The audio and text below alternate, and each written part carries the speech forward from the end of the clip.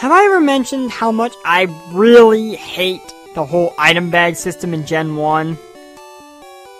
What's up guys, RuppDat here and welcome back to Let's Play Pokemon Yellow. As you might have noticed by the changed Pokemon Center color palette, I have returned to Lavender Town to do what we need to do in this episode, which is start going through Pokémon Tower. This is actually required. I was thinking about it for a moment, but I'm pretty sure it's required to actually get to the rest of the gyms because of a certain sleeping Pokemon we will have to deal with soon enough. Went ahead and cleared out my item inventory between episodes. Really despise the item system still, just because, in all honesty, it's just a pain in the ass. The fact that you can actually have too many items, it's stupid and it needs to go. So glad they fixed that in the later gens. Anyway, back up to the third floor of the Pokemon Tower. As you might recall, the last time we were here, when we encountered a wild Pokemon, all we saw was a ghost. Well, now that we have the Silph Scope, we can fix that. Perfect example. We can see now that said ghost is a Ghastly. 3 wild Pokemon exist in Pokemon Tower. Ghastly, its evolved form Haunter, which is a bit rare, and Cubones, which are ironically not a ghost. Now, this might be a bit... Fucking lick attack. Pokemon Tower might be a bit of a problem for me. For the simple fact that I don't have much in the way of fighting these ghosts. Killer Bird is utterly useless because ghosts are completely immune to normal type moves and vice versa. By that same token... Well, yeah, that's really all I need to say. Ghost types are immune to normal type moves, and normal types are immune to ghost type moves. Which means Killer Bird is utterly useless. Herbivore is restricted only to... Because there are only 3 ghost types in this game. Ghastly, Haunter, and Gengar. So... And they're also all ghost poison types to make them at least somewhat manageable. So, there is that issue that needs to be dealt with. Alright, you know what? I think that's good enough. Let's check a Great Ball at it. Not adding this Ghastly to my team. Just want to catch it. Solely for the purpose of adding on to my Pokedex. Because I'm still trying to get that 30 Pokemon benchmark in order to be able to, you know, get the item from Professor Oak's aid. Actually, let me look at this real quick, as far as moves are concerned. Ivysaur can only really rely on Leech Seed and Vine Whip. Vine Whip is resisted. Killer Bird, I know for a fact, is utterly useless, because all it has is normal type moves. Wartortle's got an Ice Beam and Water Gun. Wartortle will be good. Samedi... Well, Samedi's got Thunderbolt. Ghosts are also immune to fighting type moves. Raijin's got Thunderbolt, so it's good, and Ishmael. Alright, let me move Herbivore out of the first slot. I had it there to try and get more experience and catch up, but it's starting to become clear to me that Herbivore is very ill-suited move-wise to tackle this, place. Be gone, evil spirit! Yes. There are Pokemon trainers in Pokemon Tower as well. They're all channelers. And there are rumors that all of these channelers are actually possessed by the ghosts of the all the ghosts of Pokemon Tower. In other words, the ghost Pokemon they happen to be using. Freaking confused Ray. Confusion. Hate that pseudo status. But Ghastly down. I think Raijin's gonna have a field day with this place. The spirit left. Indeed. What about you, Chandler? Yeah. Apparently possessed channelers make very bizarre sounds. I guess it would make sense. I mean, they are demonically possessed, supposedly. Ah, Ghastly's paralyzed. Ghastly, Haunter, and Gengar, that ghost evolutionary line, and the only ghosts in Gen 1, they were actually not that bad Pokemon. Ghosts are only weak to themselves, and Dark types, which didn't get introduced until next gen. But that's kind of why they added the Poison subtype to the Ghastly family, to kind of nerf that. Well, actually, at least make them vulnerable. It's that same reason that they made Gyarados Water Flying, because if they would have made it Water Dragon, it would have been impossible to actually stop, because it would have had no weaknesses. Well, aside from Dragon, but I believe, like with Ghost, for the most part, there is no Dragon-type move that... I believe the only Dragon-type move in Gen 1 is Dragon Rage. Alright, more Chandlers. Be cursed with me! Wah! I can't help but laugh sometimes at some of their possessed sayings. Alright, Ghastly. Yeah, all these Chandlers that reside here in Pokemon Tower have nothing but Ghastlies! Critical hit again! I am really interested when I get to the end of this project now. As I said last episode, I decided to forego the idea of a crit counter since we're getting kind of... Well, we're like halfway through the Let's Play now, so it'd be kind of difficult for me to really go back and really look it over. So I decided instead, I'm going to actually count up every critical hit through every episode, and then give you the grand total at the end of this Let's Play. Probably in a bonus episode I have planned, just because I don't know what's going to pop up near the end of, when we actually get to Elixir, that restores PP. I didn't even move! Freaking Ghastly. Alright. Hoo-hoo-hoo! Beat me not! Yes, the Chandlers are, in fact, all female, if you really want to know. I know it kind of looks hard to tell in Gen 1, but from Gen 2 and beyond, they were classified as female. More specifically, elderly old ladies with a connection to the spirits. Oh, Ghastly, why do you have to be so annoying? Thank you, Raijin. I know there was a Chandler I missed on the floor below, too. I'll probably battle her off screen. Just to save time. Huh? Who? What? Yeah, I like how they can never remember what happened either when all's said and done. Okay, I would actually like to go grab that item, see what it is. Wild Ghastly. Again. Get lost. Ghost! No! Quah! Oh, brother. But yeah, get used to seeing Ghastly. You're going to be seeing a lot of it in Pokemon Tower. Not only is it the most common Pokemon you will find in this place, but, as I mentioned before, every single Chandler has nothing but Ghastlies. And apparently Raijin says, I don't give a fuck, I'm just gonna crit you. Where is the ghost? I slaughtered it with a critical hit Thunderbolt. Awakening! Oh gee, that would have come in handy for Erica. That is an HP up, and I would like to use that one on...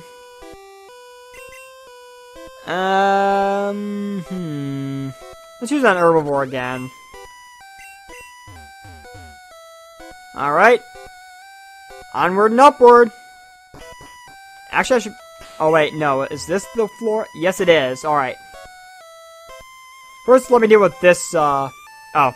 This one's not a trainer. Come, child. I sealed this space with white magic. You can rest here. Well, let's get this Chandler out of the way first. Give me your soul. Yeah, that's creepy. I don't want you anywhere near my soul, lady. Get lost. Holy! This one's got a Haunter. And I am pretty damn sure that this Haunter is not at a level it should be. Let me double check quick as I Thunderbolt this thing. Yeah. Ghastly doesn't evolve into Haunter until level 25. So this Haunter realistically shouldn't exist. It's 2 levels lower than where it should be. And down goes Raijin. Shit. Really, is the crit necessary? Herbivore, get in here. You should be able to wrap up this Haunter and get some experience out of it. Another crit lick. Really? Well, there you go. Herbivore managed to take care of the Haunter and get some experience out of it. Yeah, just a gasp. Anyway, this set of tiles here, if you step foot on them, it's a purified, protected zone. It will fully heal all your Pokemon, which is very, very nice. I am very grateful for that. Now then, let's check out what this Chandler's got. You shall join us. I think the demonic possessions are getting stronger the higher I go up the tower. Regardless, Raijin's back at his feet, and he is none too happy. Eek, Nightshade. Nightshade, I don't know if I've explained it in the past or not. Nightshade is similar to Seismic Toss. It will do damage equal to whatever level your Pokemon is at. It can be useful for competitive battling since, you know, level 100, doing damage like that. What a nightmare! Yeah. Didn't mean to really heal up Raijin there, but I want to take care of that channel over there and go fetch that item quick, see what it is. Hello! Well, I wasn't expecting that. Haunter is a very rare find. Only, I believe, a 5 or 6% chance to actually find it in Pokémon Tower. Another Pokemon you can find here, Cubone, is actually more likely, and yet I've yet to find one. Okay, I could just level up the Ghastly I caught already and turn that into a Haunter, but you know what? Since the opportunity has presented itself, I'm gonna go ahead and catch this Haunter. Just to add to my Pokedex without needing to evolve the Ghastly. Alright, let's Thunder Wave this thing, try and make it easier on myself.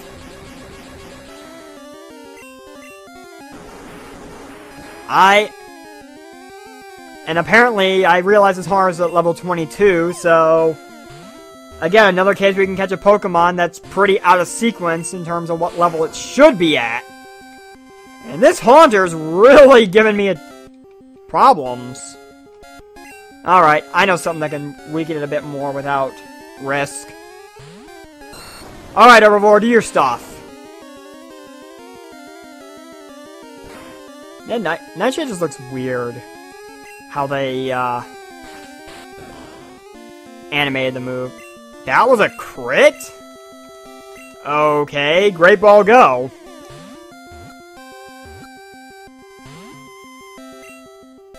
Alright. This Haunter is starting to get on my nerves now. Get in the damn ball. Pretty please. Thank you and good night. Now I've got Ghastly and Haunter. In case you're curious, as I said before, Ghastly evolves into Haunter at level 25. And beyond that, let me heal up before I challenge this channeler over here. Haunter evolves into Gengar. What? Zombies! I didn't know there were zombies in here. I thought there were only ghosts. Well, there is the one creepy... Do I really want to get into that? Well, first let me finish my original thought. Haunter evolves into Gengar only by trading with someone else. So, it's one of those Pokemon where its last evolution is a bit difficult to obtain. Unless you have a friend who's willing to trade back with you, or an extra Game Boy system, or, yeah. Huh? But yeah. I guess I'll get into that creepypasta. I was really hoping I wouldn't have to, but... I guess since it got brought up... Alright. Dealt with the ghastly. Another nugget? I'm getting sick of nuggets, all due respect. More demonic sessions. Anyway. I guess it's creepypasta time, I might as well. So I'm actually sharing what's technically 2 creepypastas here. As I deal with this haunter now. First off, there is a creepypasta about the White Hand. I'm sure you remember the little girl out in front of Pokémon Tower who was talking about that white hand on your shoulder. Remember her? I could have gone to this then, but I guess now is a more appropriate time. Supposedly, as Roger grows to level 30, supposedly, starting with the 3rd floor and up, which is around where I'm at now, there was scripted to start appearing a quote-unquote Pokemon called White Hand, which is really just a decaying hand with bone fingers and tendons, and yeah, it looks really disturbing. Well, I don't think it looks that disturbing, but I'm sure some people will. Well, supposedly it's got 4 separate animations. It's quote-unquote Cry, an idle animation, and 2 attacks that are unknown but simply listed as Fist and Brutal. And supposedly the animation has proven to be hazardous. There's no frames, while viewing them, there's no adverse effects. In other words, it's meant to basically be hazardous to your health seeing it happen. Which supposedly results in it getting taken out. Give me blood. Taken out of the game. And are you sure you're a possessed channeler? Because you sound more like a vampire. Still a better love story than Twilight. Yeah, I had to say that, even though there's no love story here. Just had to get a Twilight jab in. Anyway. That leads me to the other creepypasta. The Buried Alive model. There is a quote-unquote boss we will be encountering. I believe it's on this floor of Pokémon Tower that we will need to deal with. I'm not going to spoil what it actually is since we're so close to it. But what it was supposed to originally be, thank you, Crit, was this decaying zombie rising out of the ground named Buried Alive. Or Berryman, as referred to in its script. It was intended to be the quote-unquote boss of Pokémon Tower, which says a couple lines about how it's trapped here, it's lonely, and it wants you to join him for all eternity. Which would have then initiated a trainer battle with Buried Alive, where it would have had a Dengar, a Muck, and 2 White Hands. And yet, there was no protocol written, supposedly. Ooh, X accuracy. That will raise your accuracy in the middle of battle. Anyway, supposedly there was no real protocol written for Buried Alive's actions once it was defeated. Which meant the game would end up freezing. However, if you lose the battle, Buried Alive will exclaim, "Finally, fresh meat!" and a bunch of lines of gibberish, and it would take you to a game over screen where the Buried Alive model is, in fact, eating your character, a la a zombie eating a victim.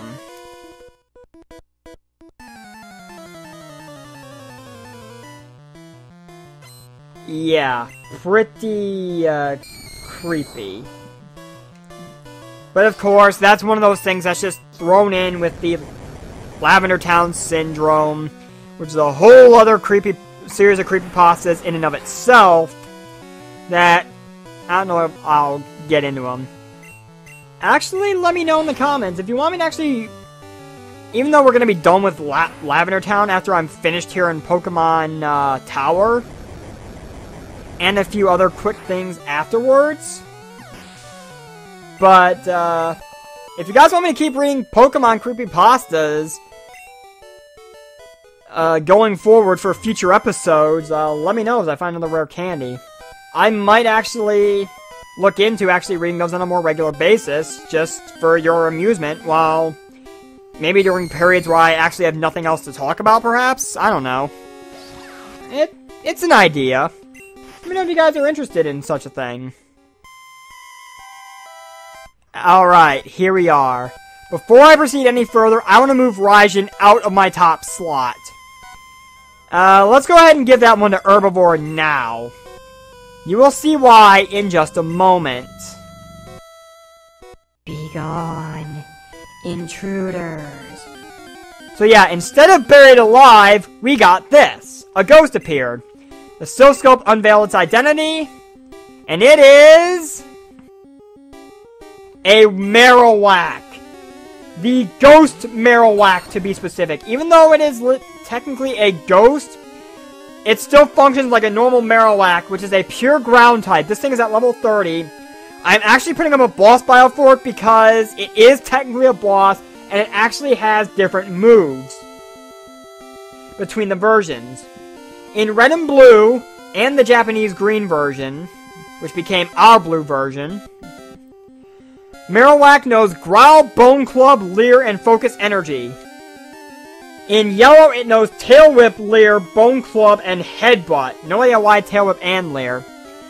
But what's really interesting, and I'm willing to waste a Great Ball for this, I can always buy more if I need to. Check this out. Throw the Great Ball. Yeah. Ghost Marowak cannot be caught under any circumstances. This is the first Pokemon of its kind that could not be captured in battle, period, even though it's technically a wild Pokemon. The only other time I can think of where this same thing happened was your battle against Black Kyurem or White Kyurem in Black and White 2, where you simply couldn't use Pokeballs, period, in those battles. Okay, Poison Power is apparently not going to work. I got this thing Leech Seed. Would a Vine Whip take it out? Since it is weak to it? Nah, I didn't think so. Had to check and say.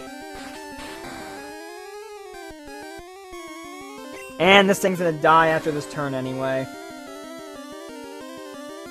Holy crap! Okay, apparently I forgot that grass does not resist ground.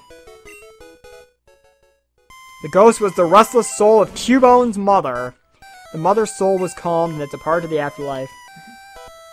Yeah, you remember that poor Cubone we saw under the care of, I think, one of Mr. Fuji's assistants? That lost its mother because of Team Rocket? Yeah, that's where it went.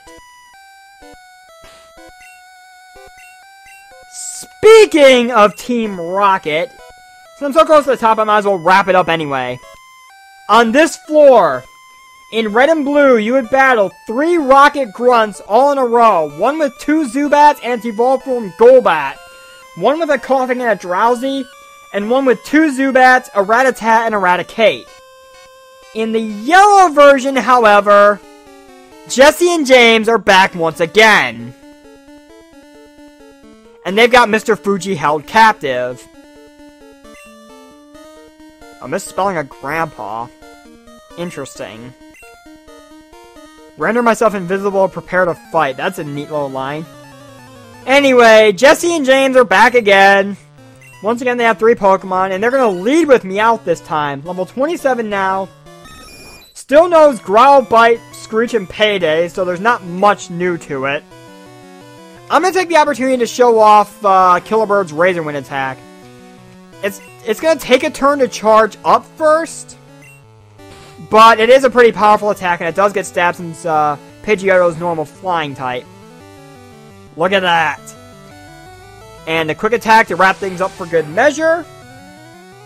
And goodbye, Meowth.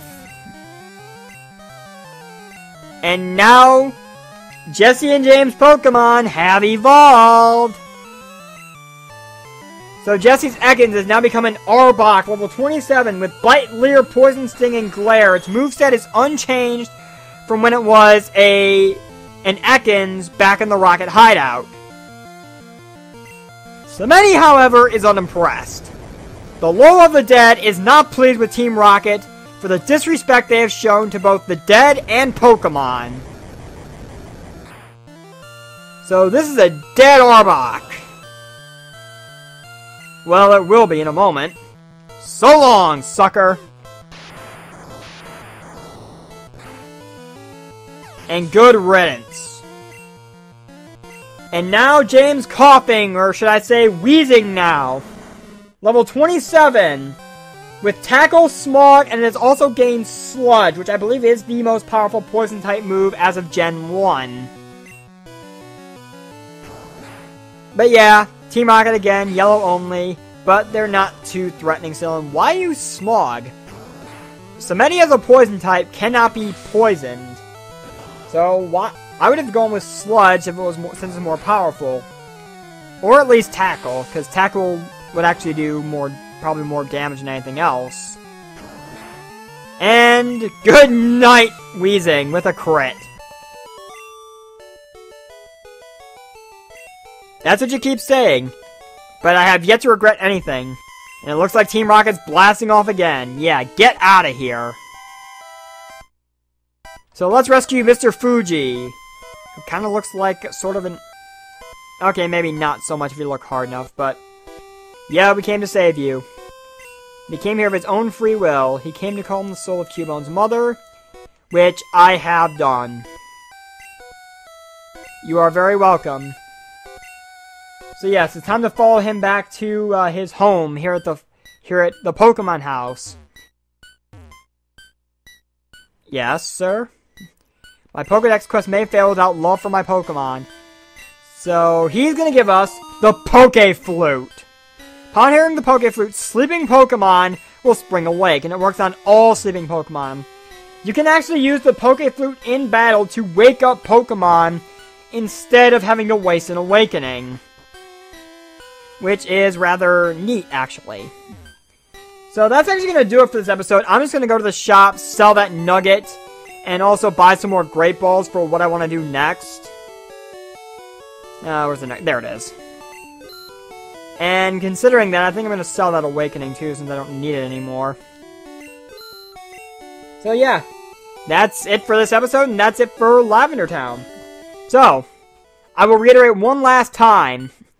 This is the last episode where you can submit a nickname suggestion for my Wartortle. Next episode, I will reveal the winning nickname. And also next episode, we are going to be departing Lavender Town and heading towards... Actually, there's multiple places we can go now, but I am going to head down to a place that I will probably not fully explore yet, but traversing the routes will actually make my Pokemon stronger for what is to follow. Because this is where the game is really going to start getting super difficult, really right out of nowhere. So, thank you guys for watching. I've been RuppDat, and I will see you guys next time. Take care.